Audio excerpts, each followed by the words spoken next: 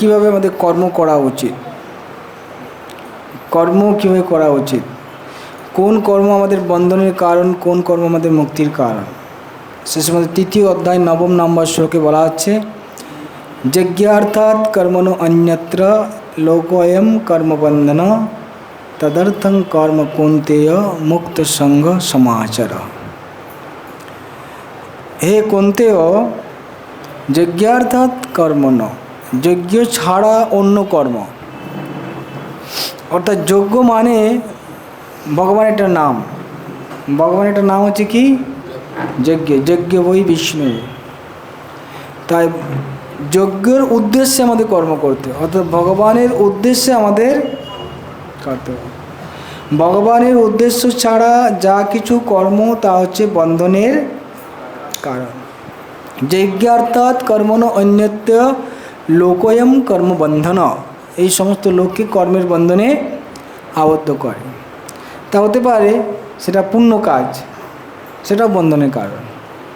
পাপ পুণ্য দুটো কর্মই আমাদের এই জড়জগতে বন্ধনের কারণ। পাপ করার মাধ্যমে আমরা এই জগতে কি কষ্ট পাই, কিন্তু এই জগতেই পাই, আর পুণ্য করার মাধ্যমে এই জগতেই আমাদের সুখ পেতে হবে। যদি সুখ ভোগ করতে হয় পুণ্য করার জন্য, তো এই জগতে আসতে হবে। আর জগতে যখন আসবো তখন আমার এখানে জন্ম মৃত্যুর চক্রে ঘুরতে হবে, জন্ম মৃত্যু জরা ব্যাধি। তো এই যে জগতে আসাটাই, এটাই হচ্ছে আমাদের দুঃখের কারণ। তাই যে পুণ্যবান ব্যক্তি তাকেও এখানে আসতে হবে, তাকেও মায়ের গর্ভে আসতে হবে, তাই কষ্ট পেতে হবে, তার মৃত্যু হবে, তার রোগ হবে, বার্ধক্য হবে, তাহলে সেগুলো কি সুখের?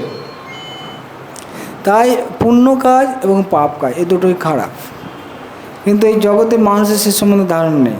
মানুষ এটা ভাবে যে, প্রথমত তারা মানুষ কোনটা পুণ্য কাজ কোনটা পাপ কাজ সেটাই জানে না, পুণ্য পাপ সেটাই জানে না। পাপকে পুণ্য বলে মনে করছে, পুণ্যকে পাপ বলে মনে করছে, তাদের কোনো বিচার নেই, ঠিক না?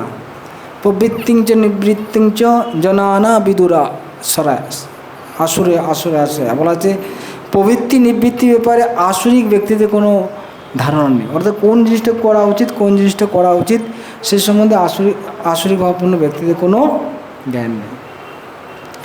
তাই প্রথমে পাপ পুণ্য সম্বন্ধে কোনো জ্ঞান নেই। আর যদি যাদের জ্ঞান আছে তারা মনে করে পুণ্য কাজ করা, পুণ্য কাজ মানে হচ্ছে লোককে কিছু দান করা, স্কুল খোলা, হাসপাতাল খোলা, এগুলো সব পুণ্য কাজ, গাছ লাগানো, এগুলো সব পুণ্য কাজ। তারা মনে করে এটাই সব কিছু। কিন্তু এটাও আমাদের কী হবে, আমরা সুখী হতে পারি, এই জড়জগতে ঐশ্বর্য পাবো, এইসব যদি পুণ্য কাজ করি, ভালো পরিবারে জন্ম হবে, সন্তান সন্ততি তারাও দেখতে সুন্দর হবে, এইসব জাগতিক যা কিছু জিনিস আমরা পেতে পারি। কিন্তু এগুলো সবই অনিত্য বস্তু, এগুলো সবই অনিত্য বস্তু, এবং আমাকে এই জগতে আবার আসতে হবে, এইগুলো ভোগ করার জন্য আমাদের আবার এই জগতে আসতে হবে। তাই যারা কম বুদ্ধিসম্পন্ন তারা এই সমস্ত জিনিস চায়। কাংসতাং কর্মণাং সিদ্ধি যজন্তি ইহ দেবতা ক্ষিপ্রঙ্গি মানুষের লোকে সিদ্ধির ভবতি কর্মজা। কাংসতাং কর্মণাং সিদ্ধি যজন্তি ইহ দেবতা, তারা এই জড়জগতে সিদ্ধি পাওয়ার জন্য ইহ দেবতা, এই জগতের যারা দেবতা আছে, পরদেবতা নয়, ইহ দেবতা কারা না, এই জগতে যারা শক্তিশালী ব্যক্তি তারা কি করে পুজো করে। যেমন দেবতারা আছে, তারা শক্তিশালী ব্যক্তি, তাদের কি করে পুজো করে, কিসের জন্য? কাংসন্তাং কর্মণাং সিদ্ধি, তার কর্মে বা কামনা বাসনা পূর্ণ করার জন্য, সিদ্ধি পাওয়ার জন্য, তাদের বাসনা যেটা আছে সেটা পূর্ণ করার জন্য এই জগতের যারা দেবতা আছে বা শক্তিশালী ব্যক্তি তাদের কি করে? পুজো করে। প্রভুপাদ বলছে এই জগতে যেমন অনেক শক্তিশালী ব্যক্তি আছে, যেমন বিভিন্ন মন্ত্রীরা রয়েছে, আছে না, তো মানুষ তাদের পিছন পিছন যাচ্ছে কেন?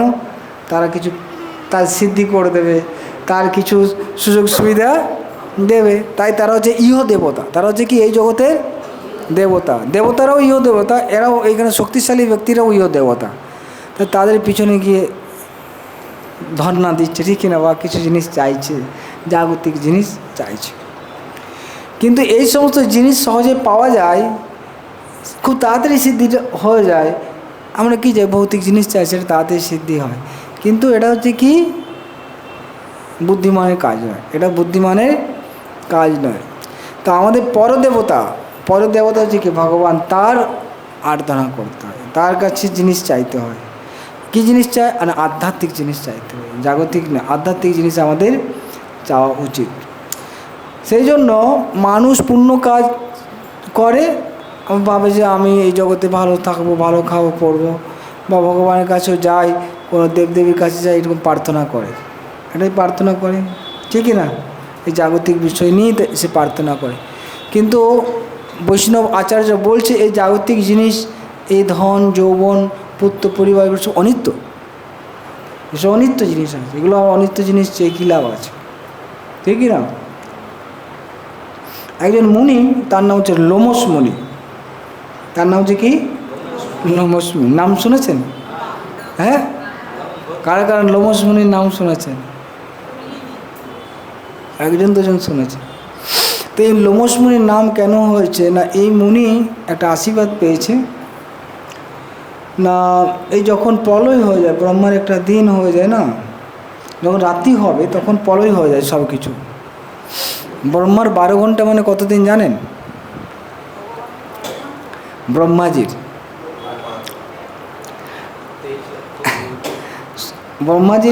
12 ঘন্টা মানে হচ্ছে সত্য, তেতা, দাপরগুলি এরকম 1000 বার চলে যাবে, তবে ব্রহ্মার 12 ঘন্টা হবে। তো কলিযুগের আয়ু হচ্ছে কত? 4,32,000। ডবল তেতা যুগে, দাপর যুগের আয়ু হচ্ছে 8,64,000। তেতা যুগের আয়ু হচ্ছে 12,96,000। আর সত্য যুগের আয়ু হচ্ছে 17,28,000। টোটাল হচ্ছে 43,20,000। 43,20,000 বছর হচ্ছে এক চতুর্যুগ। এরকম 1000 বার চতুর্যুগ হবে, তখন ব্রহ্মার 12 ঘন্টা হবে। তো সেরকমভাবে ব্রহ্মার হচ্ছে রাত্রি, যখন এই ব্রহ্মার 12 ঘন্টা হয়ে যায় দিন, রাত্রির সময় প্রলয় হয়ে যায়, তাকে বলা হচ্ছে কল্প। তাকে কী বলা হচ্ছে? আবার যখন সকাল হবে ব্রহ্মাজি এতদিন পর, আবার যখন সকাল হবে তখন আবার সৃষ্টি হবে। তো যখন এরকম প্রলয় হয়ে যায়, তখন লোমস মুনি যে আছে, তখন প্রলয়ের সময় পুরো জলে ভর্তি হয়ে যায়, পুরো জলে তলায় সব চলে যাবে।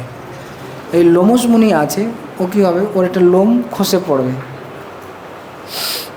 ওনার আয়ু এইরকম দেওয়া আছে, যখন ওনার শরীরের সমস্ত লোম খসে পড়ে তখন স্যার মৃত্যু হবে। তো ব্রহ্মার একদিনে তার একটা লোম খসে পড়ে, তা বুঝলেন কত বড় আয়ু।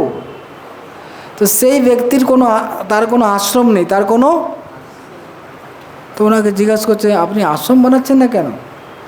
ওদের কদিন বাঁচবো, আর আশ্রম করে কি লাভ আছে? লোমস মুনি বলছে আমি আর কদিন বাঁচবো, আর আশ্রম করে কি লাভ আছে? আর ওনার আয়ু বুঝতে পারছেন কতদিন আয়ু? ব্রহ্মার একদিন ওনার একটা লোম খসে পড়ে, এরকম সমস্ত শরীর, মানে কত কত আয়ু, কত কোটি কোটি হাজার হাজার কোটি বছর আয়ু। উনি বলছেন কদিন বাঁচবো, আমি আর আশ্রম করবো কেন, এত খরচা করবো, এত পরিশ্রম করার, আশ্রম করার পরিশ্রম কে করে, ঠিক কিনা? তাহলে বলুন আমরা এখানে কতদিন বাঁচবো, তার জন্য কত কত প্ল্যান করছিলাম, ঠিকই না? তো তাই এটা হচ্ছে অনিত্য। লোমস মুনি বুঝতে পারছে যে অনিত্য, এত আয়ু পেয়েও সে বলছে এই জগৎটা হচ্ছে কি অনিত্য। না, আমরা বুঝতে পারছি না যে এই জগৎটা হচ্ছে কি অনিত্য। কতদিন আয়ু, বিশেষ করে কলিযুগের মানুষের আয়ু তো খুব কম। পায়েন আয়ু কলা অস্মিন যুগে, পায়েন সভ্য আয়ু।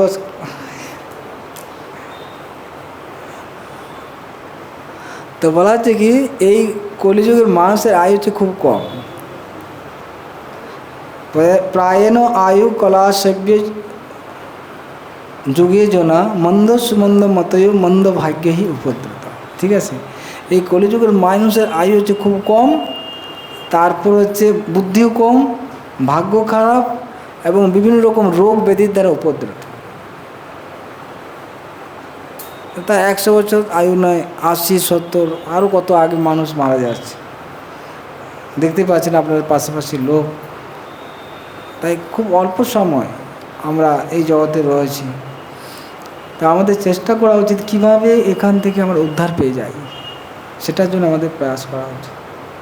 কিন্তু আমরা যদি অনিত্য বিষয়ের প্রতি যাই, আমার সময় নষ্ট হয়ে যাবে, আমার জীবনটা বৃথা হয়ে গেল অনিত্য পিছনে। অনিত্য জীবন কতদিন থাকবে আর? তা আমাদের নিত্য বস্তুর পিছনে আমাদের ধাবিত হওয়া উচিত। তাই বলা হচ্ছে যে আমরা নিত্য বস্তু হচ্ছে কি ভগবানের জন্য করা। যজ্ঞার্থাৎ কর্মণ অন্যত্র লোকয়ম কর্মবন্ধনম, এই জগতে মানুষের বন্ধনের কারণ। যা পুণ্য করুক পাপ করুক এই জগতে তার বন্ধন হয়ে যাবে। পুণ্য পাপটা কীরকম না, ধরুন ট্রেনের 3rd ক্লাস আর আছে AC 1, ঠিক না, মানে 2 AC বা 1 AC যেটাই বলেন, ঠিক না, খুব সেখানে একজন জার্নি করছে, আরেকজন 3rd ক্লাসে জার্নি করছে, যাচ্ছে কোথায়, সে একই ডেস্টিনেশনে যাবে না যাবে না? কিন্তু তার জার্নিটা একজন ভালো করে করছে, আরেকজন খুব চেঁচামেচি হচ্ছে, ভিড়ের মধ্যে করছে, এটা এই পার্থক্য, আর কিছু নয়। কিন্তু ডেস্টিনেশন কিন্তু সকলে একই জন্য কি সকলের মৃত্যু হবে, ঠিক না? তো তাই আরেকটা উদাহরণ দেওয়া হচ্ছে, পুণ্য পাপের মধ্যে পার্থক্য এরকম যে যে ব্যক্তি পুণ্যবান তাকে সোনার চেন দিয়ে বেঁধে রেখেছে, আর যে পাপী ব্যক্তি তাকে লোহার চেন দিয়ে বেঁধে রেখেছে। তো কোনটা ভালো? হ্যাঁ, আপনাকে যদি লোহার চেন দিয়ে বলে আমি বেঁধে রাখবো, তো আপনার ভালো লাগবে? ঠিক আছে, লোহার চেন দিয়ে তো বাঁধা আছি, বাঁধা থাক, হবে? আর সোনার চেন দিয়ে যদি বেঁধে রাখে, সোনার চেন দিয়ে বাঁধা, লোহার চেন দিয়ে, দুটোই হচ্ছে কি বাঁধা, বন্ধন না, বন্ধন না। লোহার সোনার চেন দিয়ে বেঁধে রাখে কতক্ষণ ভালো লাগবে, সোনার চেনটা গলায় একটু পড়লে একটু লোক ঠিক আছে, ঠিক আছে, সেটা কিছুক্ষণের জন্য ভালো লাগে। কিন্তু যে গলায় সোনার চেন দিয়ে বেঁধে দেয় তো কী হবে, প্রবলেম হয়ে যাবে না, ঠিক না? হ্যাঁ, ঠিক না? তো তাই পুণ্য পাপ মানে এটাই পার্থক্য আছে, কেউ সোনার চেনে বাঁধা আছে, কেউ লোহার চেনে বাঁধা আছে, এই পার্থক্য। কিন্তু বাঁধা তো দুজনেই আছে, সে পুণ্য হোক বা পাপকারী। তার জন্য ভগবানের জন্য যখন আমরা কর্ম করব, সেটাই আমার এই বন্ধনের কারণ হবে। বাকি কাজ সব কিছু বন্ধন হবে, ভগবানের ছাড়া যা কিছু আপনি কর্ম করুন সব বন্ধনের কারণ, বুঝলেন কি না? এটা যে কর্মের কৌশল। তার জন্য যারা বুদ্ধিমান তারা ভগবানের উদ্দেশ্যে কর্ম করবে, সব কিছু তারা ভগবানের উদ্দেশ্যে করে। তাই তাদের জীবনকে এমনভাবে প্রস্তুতি নেয় যাতে তিনি সমস্ত কর্ম ভগবানের জন্য করেন। এইভাবে সেটা কীভাবে শুরু হবে